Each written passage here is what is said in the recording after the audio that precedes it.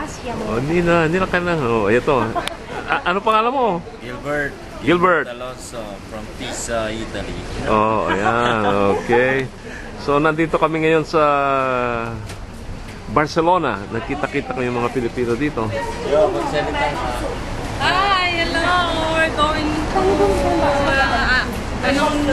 no mo? Taga sa...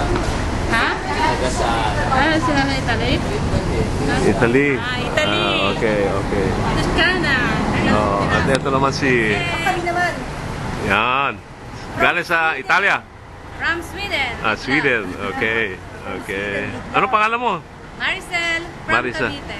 Oh, And you, Han? Frederick from Sweden. okay. Ako si Lani, taga Cavite. Ako Oh. si Juliet, taga Cavite. Magkapatid ho kami. Magkapatid ho kami. Talaga nga naman eh, no? Okay. Sige ho, pamangkin ho namin, asawa niya. Ay, tayo. Mapupunta tayo sa ano? Sa YouTube. Yan. Bayan namin taga Cavite at taga Pilipinas. Kumusta na lang sa mga taga Bacoor. Okay. Say hello to Swedish people. Hey, Sverige. Oh, that's good. Taga na, Cavite. Marami kong mga boss dito. Kunin ko yan. Ay, kuya. Magkano? Papel. Kuya, yung address nyo. Hindi ka ba? Andun eh. Kuya, paano nga ho nung papel nyo?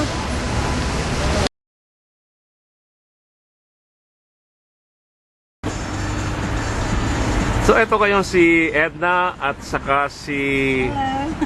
Ito si Edna. At ito si Jing. Ako po si Chi. Yan. Nandito kami ngayon sa Barcelona. So, kamusta, Jing? Mabuti naman ho. Eto, medyo pahina ng negosyo kasi papunta na kami ng invierno. Saan yun? Winter po. Winter. Mag-winter na po kami. Ito ang kanyang kaibigan o kasama dito sa Barcelona. Dati pong kasama dito sa trabaho na to. Ah, Trabaho din po ako dito ng 3 years, anak. 3. taga saan ka sa Pilipinas? Batangas po, Lipa City. Di pa. Ito naman si...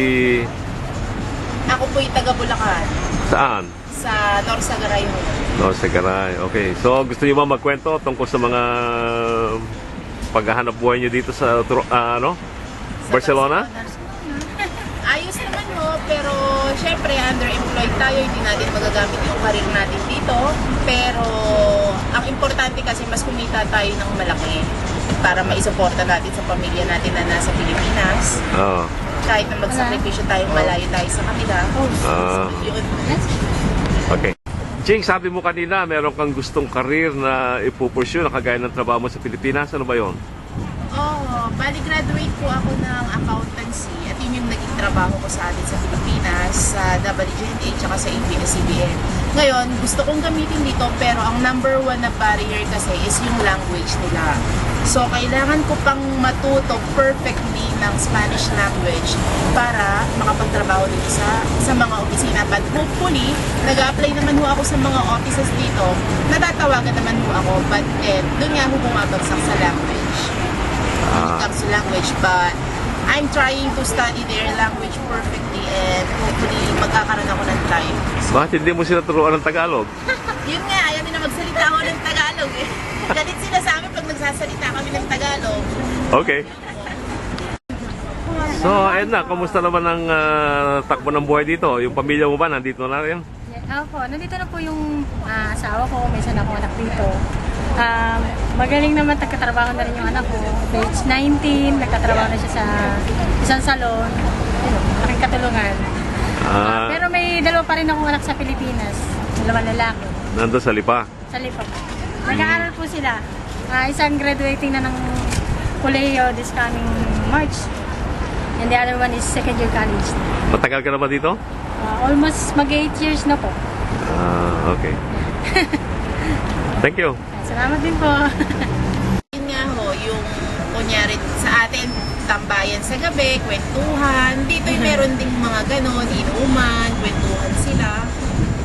Pero meron din namang mga kabataan na maraming kabataan kabataan mo dito na, kumbaga sa atin, naliligaw din ng landas. Mas, ano dito, mas major. Ano mga ugali na nakita mo dito sa Barcelona na pangkaraniwan din sa mga Pilipino? Oh. Edna. Matagal ka na dito, di ba? Di alam mo na yan. Mahilig silang tumaya ng loterya. Korea. Loterya, isa pa pala yun. Oh. Tapos yung ano ba yun, yung makina. Alam hindi mga Pilipino nahahalin sa mga makina. Sa mga Anong makina? Yung pong slot machine. Slot machine. machines.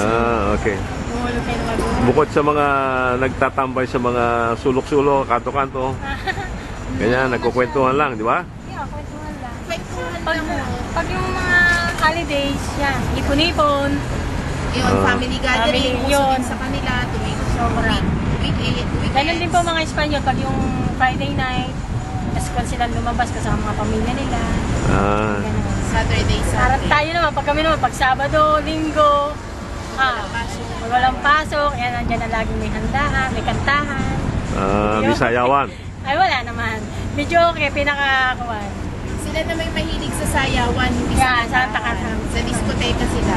Kung ang Pilipino'y sa kantahan, sila yung Sa sa sayawan. Yeah, okay. Okay, salamat. Ang Oh, maganda ho dito, makakakita ka ng mga matatanda na hanggang sa pagtanda nila yung magkasama pa rin sila. Yeah. Magka-holding hands, namamasyal sila ng dalawa. Yun ho ang pinakagusto ko dito. Sa ganon. Espanya. An everlasting love. Ganon, ha? Oo, which is bihira mong makita sa isang pareha. Isang parehas. Isang pareha sa Pilipinas. Sa Pilipinas. Yan, sa atin may mga ganun Meron din. po sigurong ilan, pero dito mo talaga makikita mo talaga yung kahit matatanda na nauugod-ugod, talagang magkasama pa rin sila. Yun po. Okay. Salamat. Salamat ho. Salamat, paalam.